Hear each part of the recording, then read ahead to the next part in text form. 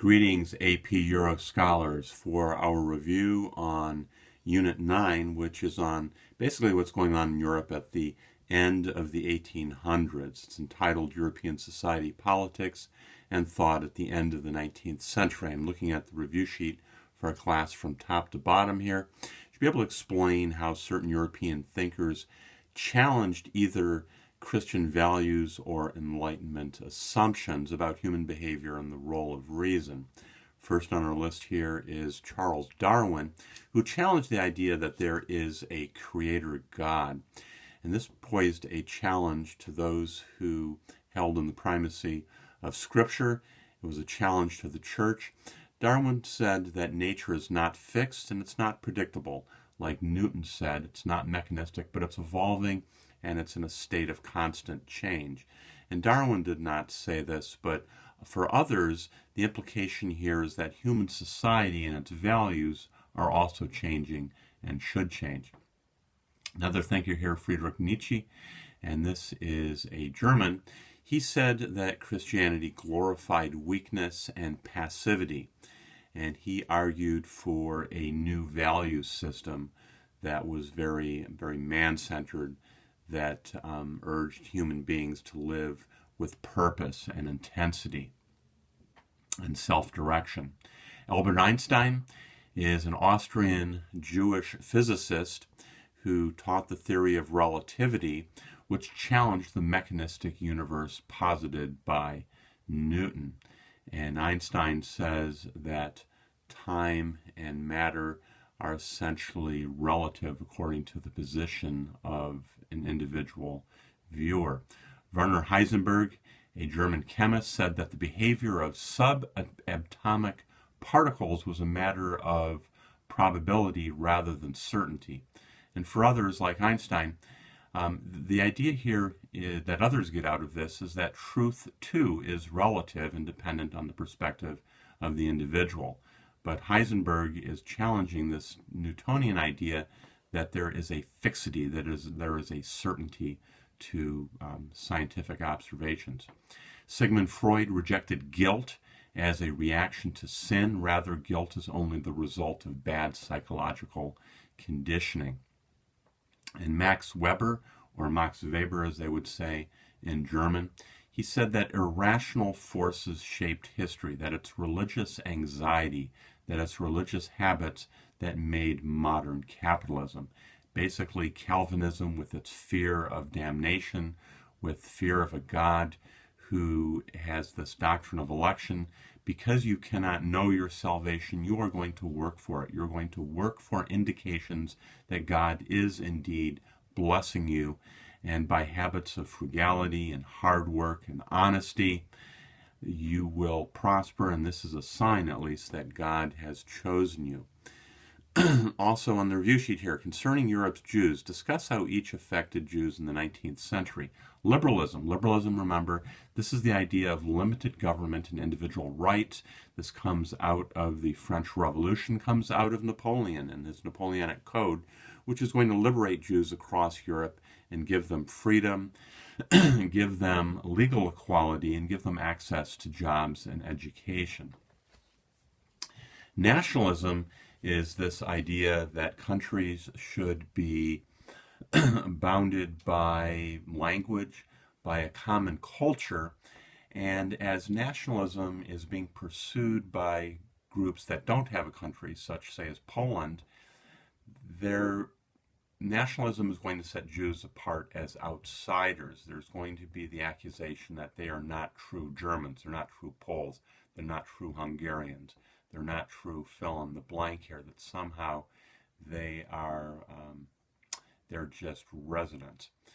Anti-Semitism said that Jews were inferior and deserving of some sort of discrimination. Originally, this was based upon them not being Christians. They don't fit in Christian countries. But later, with this pseudo-biology coming out of the Enlightenment, coming out of this new Darwinian science, there's going to be the argument that Jews are biologically and Jews are morally inferior, and that their values are pernicious and dangerous and subversive, and this is going to lead to a growth of discrimination against Jews, at least socially, if not legally. Responses of European Jews to their position in European society at the end of the 19th century. Well, there's 5 things come to my mind. One is, for a limited number of Jews, there is a reclamation of their Jewishness. There is a growth in Orthodoxy and Hasidic Jews. Jews are becoming more religious. That's one possibility. There are those Jews, secondly, who actively try to assimilate, who reject their past, who reject their religion, and who are bound and determined to become as secular as the most secular of Christian Europeans. And many of them are going to intermarry. A third option is many Jews, or significant percentages, we should say, become socialists, become communists, and they reject religion, any religion at all. They see religion as part of this system of oppression, and socialism and communism promises a society without distinction. A fourth option here is, remember Theodor Herzl and Zionism. There is this growing group of Jews that advocate leaving Europe. There's nothing there for them. They're advocating a return to Palestine, a return to create Israel. And then there is a fifth option, and that is an option that millions take, especially in the Russian Empire, and that's immigration. With pogroms, with crackdowns, with murders, with very, very flagrant social discrimination, Jews are fleeing the Russian Empire and the tyranny of the Tsar. Concerning European women, with the cult of domesticity, this came up earlier in the unit on the 1800s here. This is the idea that ideally a woman should stay home and care for hearth and home, while the man goes off to work and comes home. The woman should be raising patriotic Christian children, should be involved in their education, their literacy. How accurate was this notion? Well, the middle class is growing, and more women are staying home. But this is not true for serfs before their freedom under the Tsar. In fact, it's not true after Alexander II frees them in Russia. It's not true for poor women. For many poor women, they're becoming domestics, they're becoming maids, they're working in factories. And there's even prostitution is very widespread in big European cities. And for young, the petit bourgeoisie, the lower middle classes, it was acceptable for women to take jobs. And these jobs, were necessary for their income in cities such as becoming teachers, becoming nurses, becoming telephone operators, becoming sales clerks, becoming secretaries in businesses or in government offices. Limits that women faced that men did not have during most of the 19th century. Well, this is going to be changing as we get into the 1900s, but as a generalization, women can't vote, women can't enter universities, and of course there's a handful of these Swiss universities that women are going to, but they're not going to universities, they're not entering the professions, they're very limited in the jobs they can have. They don't have control over their wages or their property if they're married. They have to have permission to have jobs from their husbands.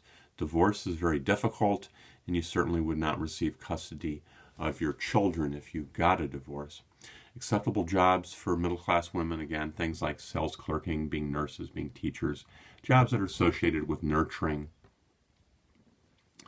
Concerning European Christianity, what accusation did Karl Marx make against Christianity? Marx, remember, is famous for saying that religion distracts from the pursuit of social justice by saying if you accept suffering in this life, you'll go to heaven.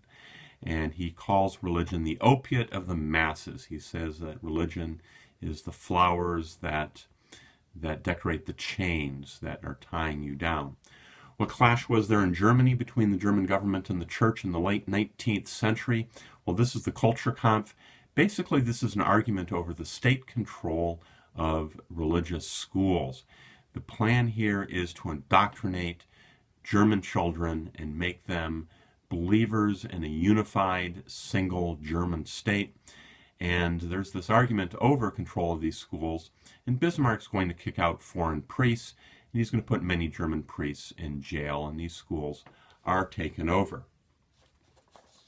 And this will see the rise of a significant Catholic center party, which will be in opposition to this. The challenge, and this is going back, this is a little bit stepping backwards out of our unit, but I think it's significant in the impact on the trajectory of Christianity. René Descartes, remember the Enlightenment thinker here, he says that there are two realities of matter and mind. There's the world basically around us, which we can see and touch, and can be empirically tested. And then there's the world of mind, the world of faith, which is separate from the rest of the world. And this at the time had a shattering impact on Christianity. He is the pre-Darwin Darwin. How did Hobbes and Locke challenge Christian faith in their teaching of the basis of government? Well, they said that government is by social contract, is by consent, not by divine right. What was Pope Pius IX's Syllabus of Errors? This is an encyclical, which is an official papal teaching which condemned liberalism, condemned democracy, condemned modern science, everything that gave no place for God. This is sort of a railing against the advance of progress, the advance of science, the advance of liberal democracy. And what he is seeing here is this hostility of the German and the Italian governments to the Catholic Church. When the Italian revolutionaries take over Italy, the church loses the papal states, the church loses control of many schools, of many convents, of many buildings to the new revolutionary government, which is hostile because the Pope is hostile to it. After losing control of the papal states, the First Vatican Council made what declaration in 1870? And that's the declaration that the Pope is infallible in matters of doctrine, in matters of faith, when speaking ex cathedra, when speaking from his position as the leader of the church. So the Pope, as he loses political power, is basically throwing down the gauntlet, throwing down this challenge that he is still the spiritual head of matters of faith, of matters of belief. Protestant liberalism, such as taught by David Strauss and Friedrich Schleiermacher, taught what? And that is that Christianity is primarily not God's revelation to man, but it's about man's experience and understanding of God. The focus is on feeling, the focus is on subjectivity. And Protestant liberalism had utter disbelief in matters like the resurrection and the virgin birth. And part of the goal here is to make religion, to make Christianity relevant, to make it palatable to the modern man. So you're not trying to go against science, but you're saying that religion basically is something that helps tie nations together through common belief, through a common feeling of what's important to you as a group, and it's important for you as an individual. And this will tie in nicely with what's called the social gospel in the United States. That is the idea that religion should be teaching basically morality and public justice. Concerning socialism, what was Lenin's contribution to Marxist thought? Remember, Lenin teaches that that Marxism, that the revolution can be speed dialed. It can be moved forward more quickly by a small, organized, revolutionary elite vanguard, which will lead the masses to revolt. Remember, the masses are being lied to. The masses are being oppressed. The masses are being taught this pie in the sky by religion, and the revolutionaries who are in the know are going to lead this revolution forward. They're going to sort of fast jump it. What's controversial about Edward Bernstein's Erfurt program in Germany? Bernstein is looking at England in particular, and he's seeing that rather than the middle class becoming beleaguered and falling into the ranks of the proletariat oppressed factory workers, he's seeing the middle class is growing, it's becoming more prosperous. He's seeing that the middle class is having greater participation, and that through parliament, and that through elections, you're having positive change for society. And his contention and his observation and his belief is that socialism can come gradually and democratically through voting, that you don't need a revolution. And of course, this is abhorrent to Lenin, who argues that the whole system needs to be shattered and done away with. How were the Fabians similar to the followers of Bernstein? The Fabians are these British socialists who taught participation in gradualism, like Edward Bernstein. Keep in mind here, at the turn of the century, you do get a new party in Great Britain called the Labour Party, which is a socialist party which comes out of the labor union movement.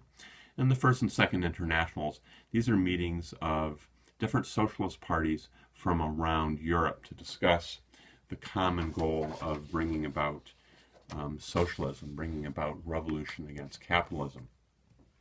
Some legislative acts of Otto von Bismarck that were passed to weaken support in Germany for the German Social or Socialist Democratic Party, the SDP.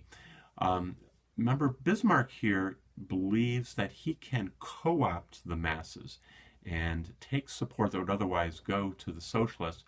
And very early on, in the in the late 1800s here, under Otto von Bismarck, you have the introduction, and of course we're talking rudimentary, we're talking basic here, but we're talking about the beginning of a healthcare system, of old age pensions, and accident insurance, workers' compensation.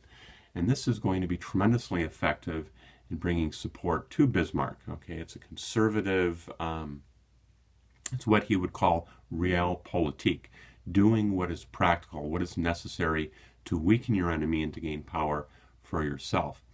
Why was there such a growth of socialist thought and parties at the end of the 1800s? Remember, if you're discussing the rise of industrialism, it provides a tremendous increase in the standard of living for most people. The middle class grows, it increases the pool of wealth, the pie grows, and Europe becomes powerful and it becomes able to project power overseas, but there is tremendous human suffering in the factories and slums of Europe. Unions are crushed, the poor are exploited, they work long hours for low wages and dangerous and unhealthy working conditions. So you should be able to, tie in why this is happening at this point in history. One of the observations of Karl Marx is that human society is changing from an agricultural to an industrial society, and there's this growing middle class. Discuss changes in art and how they challenge traditional values at the end of the 19th and the beginning of the 20th centuries. Just some reflection here. Remember, Renaissance art was realistic in its style, and the purpose here is to glorify the humanity, that humans have dignity, and it's looking to Greece and Rome to mimic how you do art. Baroque art was meant to glorify the church and rulers, it was often flamboyant, and often emphasized that art had a place in the church in contrast to the iconoclasm of people like Ulrich Zwingli and John Calvin. You had neoclassicism, which upheld the values of democracy of the Greeks, and you see this in France. And you have Romanticism, which is still basically realistic in style, but it focuses on the beauty of nature. And this is often in reaction to industrialism.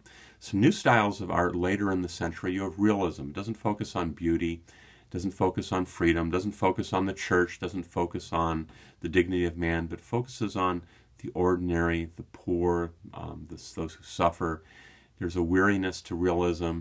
It is sort of holding a mirror to urban industrial Europe and is not liking what it sees. You have Impressionism, which emphasizes impermanence on sort of the transitory nature of reality. The focus here is on changing light and color. Think of the paintings of Monet, which shows this deconstruction of people into their geometric shapes, and it emphasizes alienation perhaps of the artist, perhaps the alienation of an artist like Picasso. And then you have abstract expressionism, which is not showing reality, but again, showing the mood of the artist, or the mood that the artist says he's showing about the age. Perhaps you're seeing anxiety, you're seeing criticism of social or middle class values, you're seeing anger. Concerning Russia, what Russia lost what war in 1905? Remember, there's this clash with the Japanese over Korea, and the Russians lose 2 fleets that are sent out to support the Russian army.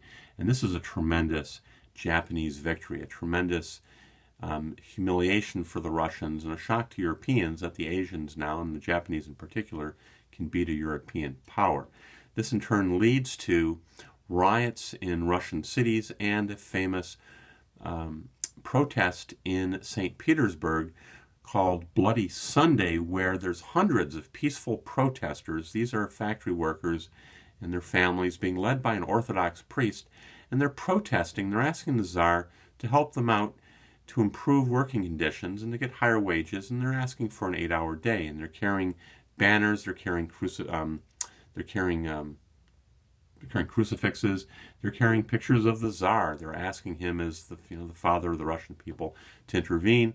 And Cossacks kill perhaps over 1,000 of these protesters, thus the term Bloody Sunday. And this is going to lead to more protests, and the Tsar is going to set up a Duma. He's going to set up the first elected legislature at a national level in Russia. And he's going to have 3 elections until he gets the people he wants in the Duma. But some people say that Bloody Sunday here is going to be the beginning of the end of the Tsar, the beginning of effective protest against what many Russians see as an unresponsive, uncaring, brutal, and tyrannical government, autocracy in Russia. So there's some thoughts on the upcoming test here before we move into our next unit, which will be on imperialism and World War I. So those are some thoughts. Know everything on the review sheet because you will see them on the test, my friends. Signing out.